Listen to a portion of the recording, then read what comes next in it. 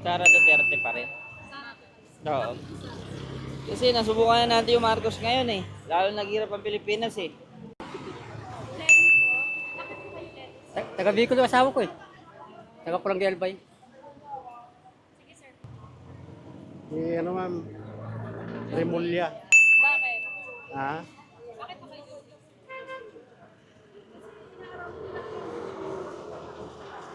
John Vic.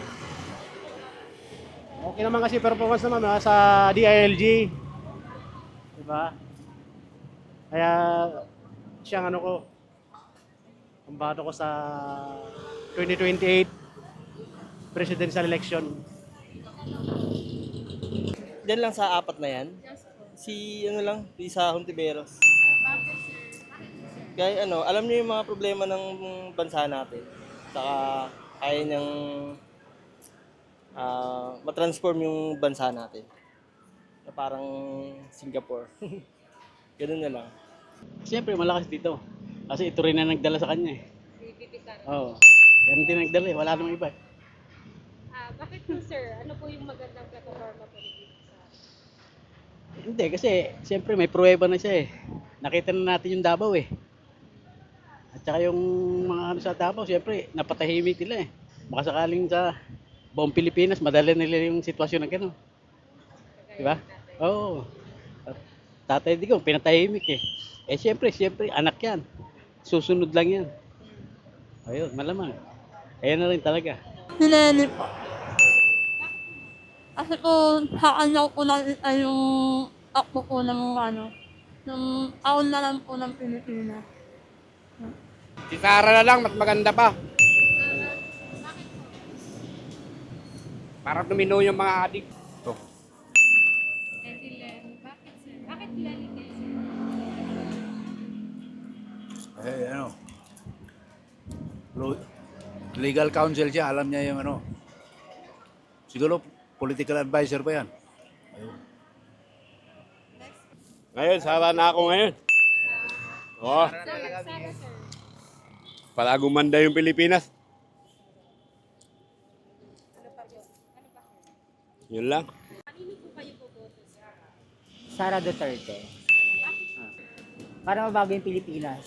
Tsaka ano, wala na mga corrupt siguro. Ito, medyo ano pa to, okay, pero ito gusto ko to, mag-quit. Walang akin. Si Sara po. Bakit po sir? Ayun ang gusto ko eh. Wala na iba ako napugustuhan dyan kasi ito, may ginawa rin hindi maganda eh. Ito si Robredo, alam ko bahay niya sa Naga. Sa Pasilican po eh, alam ko bahay niya. Gusto ko pumunta doon eh, kung anong papaliwanag niya eh. Sa mga tao eh. Doon sa Naga, punta ko sa Basilica, alam ko bahay niya. Nakakagat kami doon. Kaya kayo, alam ko mga media kayo, pero ibig sabihin, ito, ayaw ko na to. Ito, gusto ko pa to. Siyempre, pinklawan ako. Bakit po? Ever since, ganun talaga ako. Maski na nung vice president siya. Tsaka ano yan eh, kumbaga, parang hindi naman sa, hindi ko lang maintindihan ng mga tao kung bakit yung mga mas, yan kababayan ko yan eh. Ito. Oo. Pero hindi ko yan love. Ito lang ako. Tama na muna kasi baka mamaya maano pa ako. Alam mo naman ng mga makikita mo nga sa post. Ako, sin lang ako ng sin pero hindi ako nag-komento kasi ang gulo na nga ng bansa natin tapos away-away pa tayo, di ba? Dapat peace eh. Oo. Pero pink talaga ako. Pero may sister ako na hindi makasara siya. Pero wala namang pakialaman sa amin eh. O kaya nga po. Hindi lang naman ang buhay. Eh no, si Sara. Sara. Bakit Sara sir? Kasi maganda yung pinalakad ng tatay niya eh. Kahit maging ano yan eh, mayor, maganda pa rin eh. Lenny. Lenny. Bakit Lenny? Mukhang mabuting tao yan eh. Patutunguhan tayo dyan. Naku, ayoko dyan sa tatanong. Ito na lang. Idol na Lenny, pero magsasara na lang ako. Sara. Oo. Bakit sir? Hmm? Bakit? Para sa akin, siya lang yung pitch. Siya yung abogado. Siya talaga yung may ano lang din. Para sa akin, mas ano siya. Siya yung pinakamagandang lumaban na presidente. Yun lang. Para sa akin lang. Oh, opinion lang yan Oo, wala naman ding ano. Kumbaga yung sila, bahala na ibang tao. Sino gusto nilang iboto. Basta sa akin, sa Sara ako. Family namin Sara. Oh. Siyempre si Duterte, si Sara. Para ma-continue niya yung ginawa ng papa niya. Lenny. Lenny. Bakit Lenny po? Marami talaga siya nagagawa. Magmula sa Naga. Sayang nga no? Sana mag-ano siya sa presidente sa 2028. Hindi pa naman siya. Pero sila kasi yung prospect. Lenny ako. Sa'yo solid ako, di ba? Oh, alam na yun. Bakit Sara? Bakit Sara? Hindi, lahat naman kahit sinong presidente, hindi ko alam kung makaahon ng Pilipinas. Kaya Sara ako kasi gusto ko makita kung paano siya gumanti sa kanila. Si Risa po, bakit po? Gusto ko lang kasi siya mabait din. Matulungin yan eh. Kay Sara, Bakit po kayo Sara? Palaban. Wala na, basta alam ko Palaban. Mukhang maayos pag sila ang presidente, Duterte. Lalo na sa droga. Ngayon, talamak na eh. Sara, Bakit Duterte. po? Bakit po kayo Sara, sir? Anong meron? Taga Mindanao kami. Yan ang gusto namin. Sara. Kasi ano na yan ang tatay niya eh. Maganda kasi magdala ng mga tao sa Pilipinas. Yun lang po. Sara. Bakit po? Opo, gusto ko siya kasi Bakit po? ano po siya, malakas po siya. Opo. Opo, malakas siyang presidente. Ang daming dumadaan na presidente. Walang nangyayari. Mayroon naman si Duterte. Maraming nabawas ng mga adik. Kaya si Duterte yung gusto ko eh. Kaya Sara po kayo, sir. Na ito. Si Sara, bibigyan tayo ng magandang ano yan. Yung mga adik ubos yan. Kung gagawin niya. Kung susundin niya yung tatay niya. Di ba? Sara po. Bakit Sara po? Parang tingin ko lang siyang makakaano ng problema ng tao.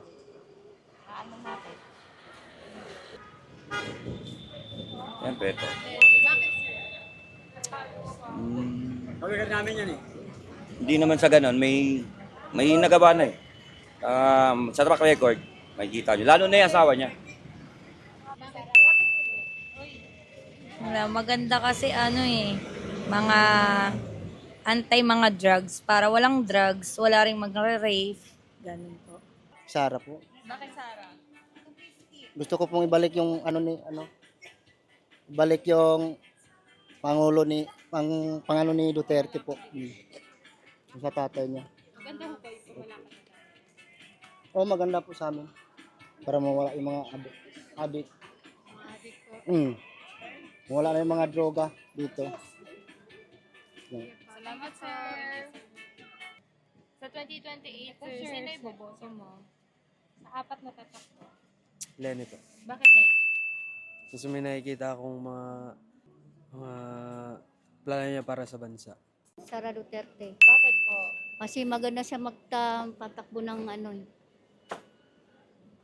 maayos sila magpatakbo ng pamumuno nila maganda.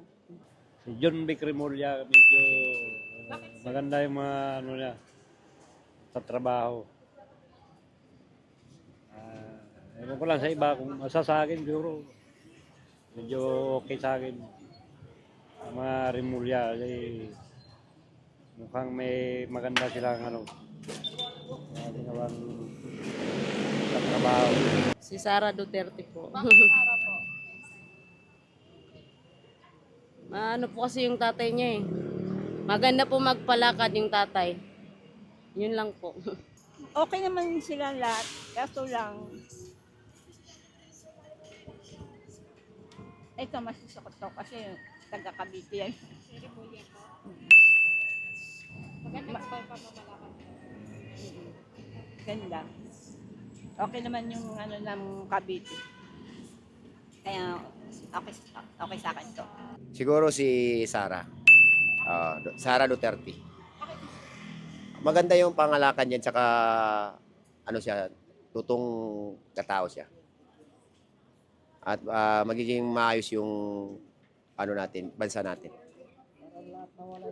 Para magiging maganda yung resulta ng paghahanap buhay natin sa Pilipinas. Yun po. Siyempre, si Sara po. Bakit? Ah, Bakit po? kababayan namin. Muslim din, no. Ito po, Sara. Bakit po? Ano po, ano siya, hindi sila corrupt. Yan po. Ito, si Sara. Bakit po, Sarah? Tularan niya yung tatay niya. Yun lang. Salamat po.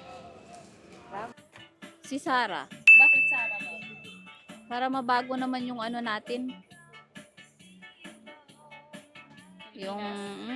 Yung takbo ng Pilipinas. BP Sara. Bakit Sarah po, ma'am? Ano po, mga Duterte, maganda yung pamamalakad. Yun lang. Oo. Po ma'am, si Sara Duterte. Bakit po, Sarah? Kasi dahil sa father niya, maganda yung ginawa niya nakaraan na siya yung president. Tsaka tumahimik yung kanyang Philippines. Yun lang. Yun lang. Thank you po. Thank you. Sara. Bakit Sarah? Kasi maganda yung ginawa ng parents niya.